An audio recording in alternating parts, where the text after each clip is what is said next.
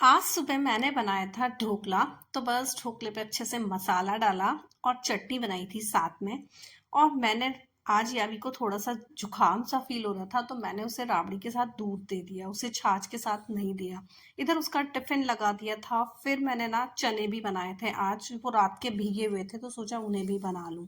तो बस वो बना दिया था। उसके बाद ना मुझे लगना था लंच बनाने के लिए, तो मैं लगा रही थी इधर आटा।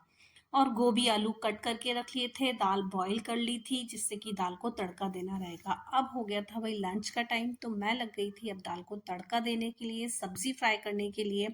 आटा मैंने लगा के रख दिया था। और आटा जो ना, ये जौ का आटा ना, ये ऐसा होता है कि एकदम लगाते टाइम ना बहुत दिक्कत होती है, और साथ में ना एकदम हाथ पे चिपक जाता है, और रोटियां बनाते टाइम भी ना बड़ी दिक्कत आती है।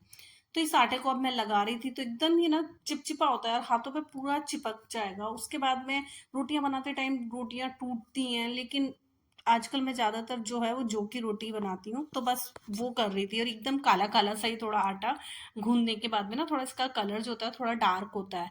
तो बस ये मैं कर रही थी। उसके बाद ना गोभी और आलू का मैंने सब्जी बना दिया था, तो वो बस अभी मुझे फ्राई करनी थी। तो मैंने एक साइड कढ़ाई को गरम तेल रख दिया। उसके बाद में ना मैंने गोभी को फ्राई किया थोड़ा अच्छे से ऑयल में, और फिर उसकी ड्राई सब्जी बना ली थी। इधर यावी ने मुझे बोला था कि आप ना भिंडी भी बनाना, तो इधर मैंने उसके लिए भिंडी भी बनाई थी। तो उसने दाल और भिंडी ली, सैलेड दिया और रोटी दी। विपुल के लिए गोभी बनाई थी, तो वो खाकर चले गए थे। तो बस अब लंच चल रहा था हम लोगों का। तो पहले मैंने तो विपुल तो खा के चले ही गए थे, तो अब ये बारी थी यावी की। तो यावी को थोड़ी सी चटनी भी डाल रही थी। उसके बाद ना फिर मैंने मेरी भी प्लेट लगाई। और इधर ये यावी को मैंने छाछ भी दे दी थी दोपहर में। सुबह तो मैंने उसे आज छाछ नहीं दी थी, लेकिन उसका मन कर रहा था कि मम्मा मुझे छाछ दे दो अभी, तो मैंने उसको छाछ दे दी थी। इसके बाद ना मैं लग गई थी मेरे बाकी के कामों में, कि यावी ने खा लिया, मैंने खा लिया, उसके बाद थोड़ी देर रेस्ट किया, और फिर जो काम थे छोटे मोटे वो निपटाए। उसके बाद शाम को ना हम चले गए थे बाहर। तो बस शाम को ना बाहर घूमने का ना अलग ही बात होती है। एक अलग सी थोड़ी थोड़ी हवा में भी चेंज हो जाता है, एकदम फ्रेश एयर में जब घूमते हैं ना बाहर, तो वो बड़ा अच्छा सा फील होता है। तो थोड़ा सा काम भी निकाल लेते हैं। लेकिन आज तो कुछ इंपॉर्टेंट काम था भाई। आज मैं जा रही थी यावी की कोचिंग जो है ना, वो अभी आई है तब से जा नहीं रही थी, उसको चेंज करनी थी कोचिंग। तो फिर मैंने सोचा कि ठीक है उसकी कोचिंग चेंज करवा देती हूँ। तो उसके कुछ फ्रेंड्स हैं जो आकाश में जाते हैं, तो फिर मैंने भी ना उसका सोचा कि उसको भी आकाश में ही डाल देती हूँ। थोड़ा दूर है, लेकिन अब जैसे बड़ी हो रही है तो ये सब चीज़ें ना करनी पड़ेगी, कि बाहर भी जाना पड़ेगा, थोड़ा दूर भी अगर कोचिंग है तो जानी पड़ेगी।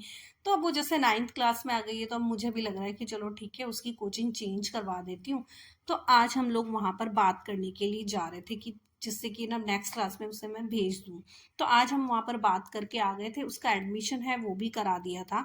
तो अब उसकी जो क्लास है वो वीक में 3 दिन हुआ करेगी, 4 घंटे की क्लास होगी। तो अब वो मंडे थर्सडे और सैटरडे जाया करेगी। तो बस उसका वहाँ पे एडमिशन हो गया था, तो आज मेरी टेंशन ये भी ख़त्म हो गई थी। क्योंकि वो बहुत दिन से मना कर रही थी कि मुझे यहाँ नहीं जाना, ये लोग टाइम वेस्ट करते हैं। तो मैं उससे बोल रही थी चेंज कर लो, तो वो मान भी नहीं रही थी कि नहीं मैं घर में पढ़ लूँगी। लेकिन मैंने मना कर दिया कि भाई ऐसा नहीं होगा, तुमको कोचिंग तो ज्वाइन करनी पड़ेगी। तो फाइनली आज उसका एडमिशन हो गया, मेरी टेंशन भी कम हो गई।